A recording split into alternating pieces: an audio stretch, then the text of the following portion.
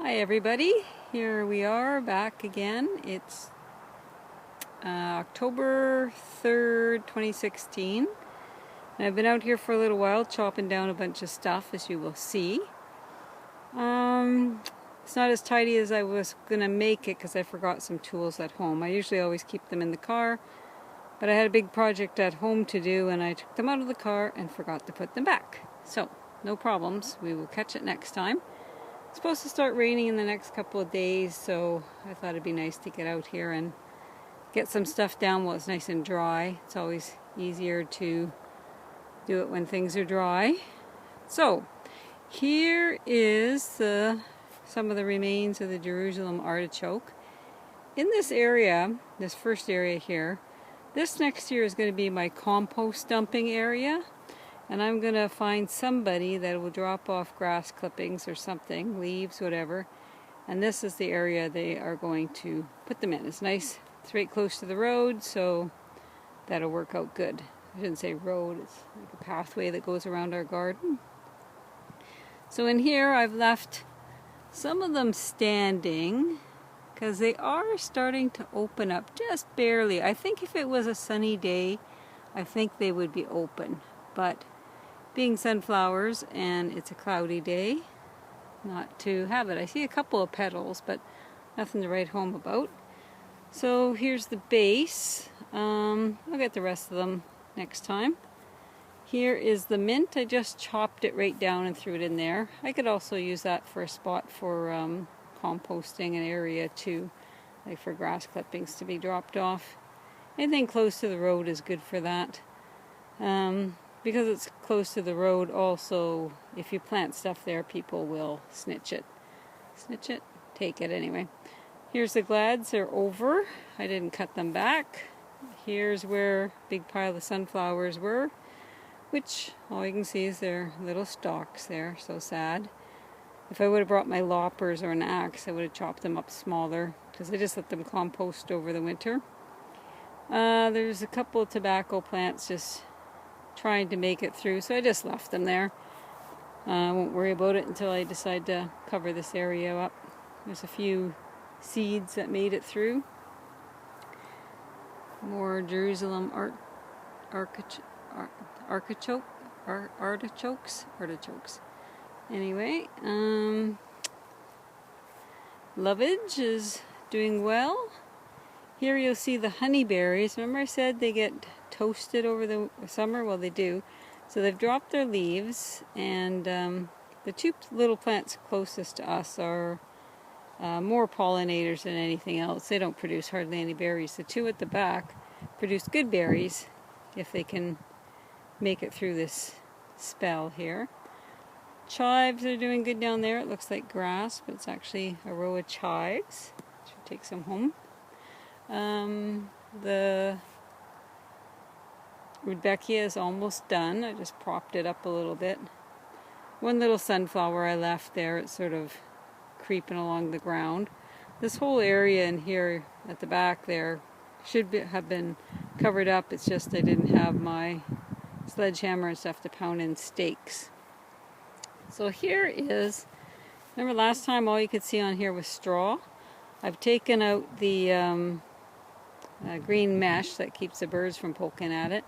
And now in there, besides the grass, which really ticks me off, but oh well, is a lot of little baby Swiss chard and nasturtiums and some other things in there, some kale and stuff that I just need to go through with a pair of scissors and have myself a nice little salad.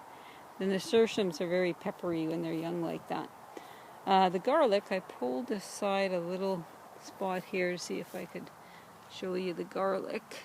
It is, whoops, where are we here? Where's my hand? Right there. That's how tall the garlic is right now. Tall garlic and leeks. So it's poking through, so it usually does. And it's tough. It can fight all these other things that are in here. So when it gets time, I'll be able to tell it from the weeds and other plants. Here is the horseradish. Remember I had covered it up and said it was tough. Well, for the amount of time it was covered up, it just continued to grow under there. So I've given it a, the leaves are okay, not too many of them if you want to eat them. They taste very horseradishy, let's just say.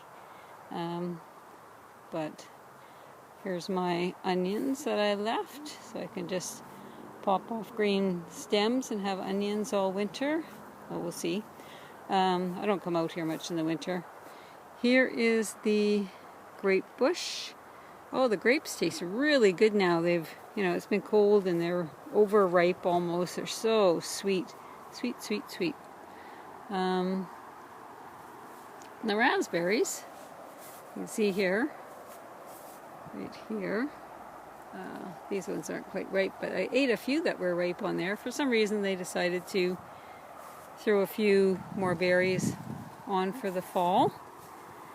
Everything else is looking fairly okay to me, like once I get it all covered up and winter does its thing, everything composts down. Here's some more sunflower stems in there again. Like I say, this whole area, I was really hoping to have this area all covered up, but that's okay. The birds get to play with the nasturtium flowers and the bees get to play with the marigolds for a little while longer. And this, so pretty, this sunflower, I left him too. It's just, I tried to put a stick in to prop, he's doing pretty good on his own there. It's got quite heavy, once those seeds start to form, he's probably going to break over, but I tried to stick a stick in the ground, but it's too hard because I haven't watered in a long time, so that's okay. It's sort of a last little bit of fall. Now, in here you can see that what I did is the comfrey plant there, I've chopped off a bunch of leaves and sprinkled it around on plants, like on top of the lady's mantle here. See the little tiny lady mantle? That is a tough plant. I tell you, it's a beautiful plant. Tough, tough, tough. I think that would be the really good plant for holding in a bank or stuff once you get it started. It has a root system like you wouldn't believe, but it doesn't really get invasive. So anyway, I threw some of the compost leaves on top there to give it some nutrients. I found out recently that comfrey plants, their roots go down over 10 feet. And so, when a plant does that, it takes up nutrients from 10 feet below, brings it up into its leaves, and when the leaves discard, lay on the ground, they distribute those nutrients to the top of the ground, so other plants have a way of using them. Nature's wonderful. Thanks of everybody. Here you can see the autumn joy is, it's looking pretty, but it's finished. I think it's dry. Let me touch here. Yeah, it's dry as almost feels fake. But anyway, they're easy to start too. You just take a leaf and stick it in the edge into the ground and let it root, usually in a pot first. So I think that's about it. As you can see, all this trash here, I'm actually going to take advantage of our haul away this fall and get rid of a whole bunch of this stuff. And I've always kept trying to think I'm going to do something with it, but I think I'm learning my limits a little bit as I get older. If wishes were horses, beggars would ride, as they would say. So there you can see the flowers at the top of the Jerusalem artichokes up there. I'm just going to pan.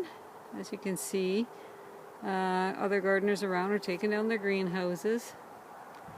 It's that time to get ready to be able to sit back and enjoy our bounty over the winter. I have lots at home, so that's pretty cool. I think that's about it, folks. So take care, and I might come out again when I've finally got it totally all covered, or when I start bringing out leaves and things. Anyway, bye for now.